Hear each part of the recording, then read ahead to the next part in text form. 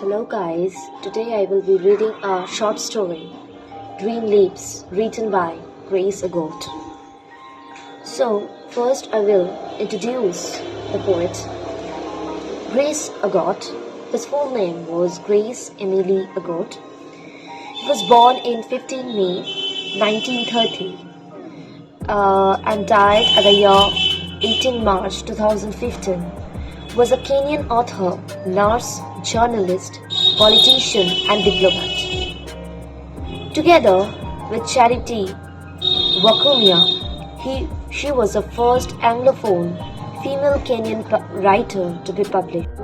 So, the character of the story, the Green Lips, are the European police officer, the injured thief, Niger's school wife, Naimunde, the clan leader Oilio, and Amuro.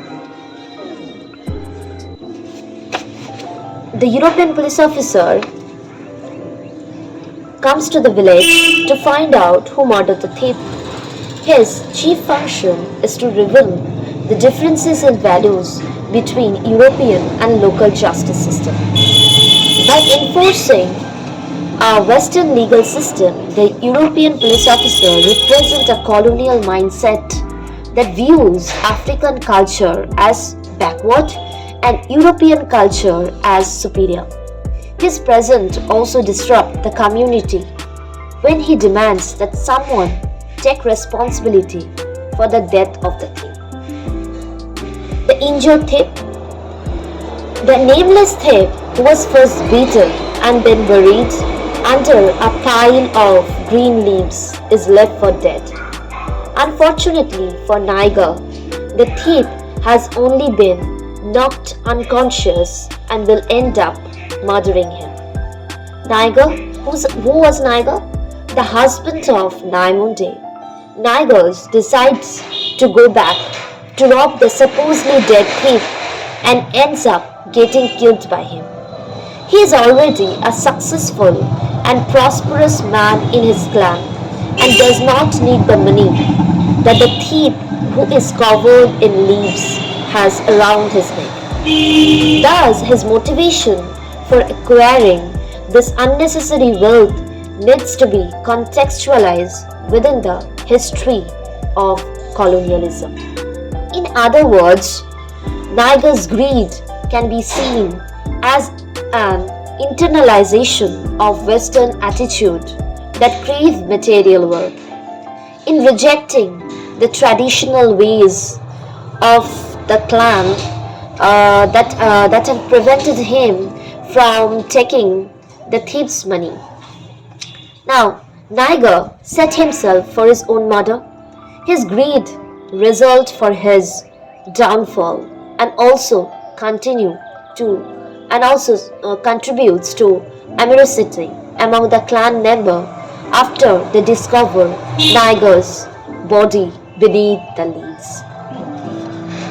Naimunde, she is a wife of Niger, who disappeared from his side in the middle of the night and forgets to bolt the gate after she leaves his hut. After the thief kills Niger, Naimunde became the focus of the story. In particular, she defies the European system of justice by calling into question the reasoning behind the European insistence on taking her husband's body away to be studied and dissected. She also reveals that the clan is not so sure of itself after Niger's body is discovered. People eye each other with suspicion and fear that an evil spirit has descended on them. This suspicion weakens their stance against the European police officer and makes the man look foolish. By embracing the traditional rituals from burying the dead, Naimunde attempts to salvage the custom of her people and deflects the influence of Western ideologies and belief. Her song states quite solemnly and directly what she has lost, and in a grander sense, It reflects on the larger losses that her people has suffered under the strict regulation of colonialism. Now, the plot summary. First is the pursuing the cattle thieves. In the short story, The Green Leaves, the main character, Niger, wakes up from what he thinks is a dream, but is actually voices and footsteps approaching. He turned towards his wife, but she is not in bed next to him. So he throws off his blanket and goes to the door. Finding the door unbolted, he wonders where Naimunde is and is angered by her carelessness. Hearing the voice again, he puts a sheet around him, grabs his spear and club, and goes outside. He opens a gate to his yard and hides by the fence as a small group of people, followed by a large group, run past him. One yells out that the small group has stolen his cattle. Niger follows the large group of villagers, listening to the men speaks to each other as they pursue the cattle thieves. The cattle thieves take the wrong turn, missing the bridge that separates the Masala from the Mirogi people. They attempt to cross the river, but a large group gains around and eventually overcomes them, beating them with their clubs. The cattle thieves cry in pain to no avail. During this commotion, one of the men inside a thief crawling off behind a bush. 3 men pursue him and beat the bush, but there is no sound. The thief has escaped. Another man thief knives one of the villager into his shoulder blade and then runs into the river, crossing it despite the fast moving water. Niger takes the knife out of Omoro's shoulder and attempts to stop his friend's wound from bleeding. One thief is lying on the ground, wounded. The villagers come upon him and beat him until the man is no longer moves. Seeing that the man is nearly dead, Omoro claims that it was bad luck to witness the thief's death and that they should return to their huts before this happens. The villager then cover the dying man in green leaves and agree to bury him tomorrow at dawn. The men walk back to the village in the dark. Niger helps Omoro, although his shoulder no longer bleeds. Omoro tells Niger before he turns in what they should meet early in the morning before the women go down to the river where the dead thieves is located. Now, Niger's death. How Niger's death is described in the story. Nigers go back to his hut. The village is quiet, although the women are awake. They will wait until morning to hear what happened. Niger takes out a container and scoops some ash from it, placing it in his mouth. He then placed some in his plan and blows it towards the grate.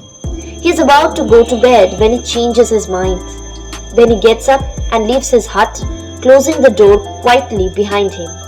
He looks back to make sure that he has closed the gate. Nigers think that the thief lying beneath the green leaves must have money on him, and he is determined to get it. Dawn is approaching as he makes his way to where the thief's body is. Niger thinks that someone is following, but it is the echo of his own footsteps. As he gets closer to the body, he thinks that the other thieves may have returned for him and then dismisses the idea. Finally, he sees the bunch of green leaves and is nearly paralyzed with fright. But he continues on. Everything is exactly as it looked when everybody left a few hours earlier. Looking around him fast, Niger then approached the dead body. However, in his mind is in turmoil as he consider what he is doing. He does not need the money and has many wives and children as well as cattle. Still, Niger is determined to take the money since he has come so far. He bends over the dead man and begins to take off the leaves. Surprisingly, the dead man's body is still warm, but this doesn't stop Niger. He looks through his pocket but finds nothing. Then he remembers that cattle traders often carry money around their neck.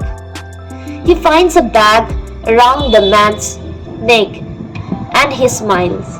As he takes the bag from around the man's neck, a blow hits him straight in the eye. He staggers back and falls to the ground unconscious. The thief had just woken up from his deep sleep and now has killed Niger. He then covers Niger in the leaves and takes off across the village. Now, the discovery of Niger's body. At dawn the next day, the clan leader, Ogot, sounds the funeral drum, and about 100 people assemble to the ogot tree to hear what he has to say. Ogot tells them what had happened the night before. Because it is the dead body of a thief, it is not really murder because the killer has rid society of an evil person. But due to the white man's presence and his rules that are different in regard to murder, Ogot said that the group of men must go to the white man and tell him that the thief was killed by a group of people. Thus no one would suffer sole blame for the thief's death. Everyone agrees to this idea, and a group of men have to tell the white man what has happened. In the meantime, other people have gathered at the tree, including the wives of Niger. Whereas Naimunde looks for her husband, her co-wife does not seem to be that interested. The group begins to walk through the river where the thief is buried. As they walk, Naimunde notices how wet the grass is and then comments to the co-wife that a black cat crossed their path earlier. Two trucks show up carrying a European policeman, several African policemen, and the men who had walked from the village. They drive up to the mound of green leaves. The white officer asks for the clan leader and demands to know the story behind the murder of the thief. Ogot explained everything to him through a translator. A discussion ensues between the two leaders about the nature of the crime. While the white officer accused the clansmen of being savaged, Ogot stands by his argument that the village killed the thief and that they should all be arrested. The police officer goes up to where the body is covered with leaves, and the crowd follows him because it is the white man's rule to take the body and do an autopsy to discover the cause of death. The crowd surrounds the mound of leaves to get a look before he is whisked away. The African police officer takes up the body and Ogot stares at the body in amazement. The body of his cousin Niger is lying there with a stick through his eyes. Naimunde runs to her husband's body and weeps over it. She asks the crowd where the thief is. The crowd is stunned by the new development. The women and the man who killed the thief stare at each other in disbelief. Ogot, visibly upset, appeals to the villager, telling them that despite the evil spirit that has descended on the village, Niger's spirit is among them. However, Naimunde does not take these comforting words to heart. Instead, she struggles with the police as they take Niger's body to the back of the truck. One tries to comfort her, but Naimunde tells him that it doesn't matter because her husband is not alive. She then strips to her waist and raises her hand over her head, weeping and chanting. The story does end with the traditional song of mourning that she sings. Thank you for your valuable time for listening to my story. If you like it, please subscribe and click the bell icon given below.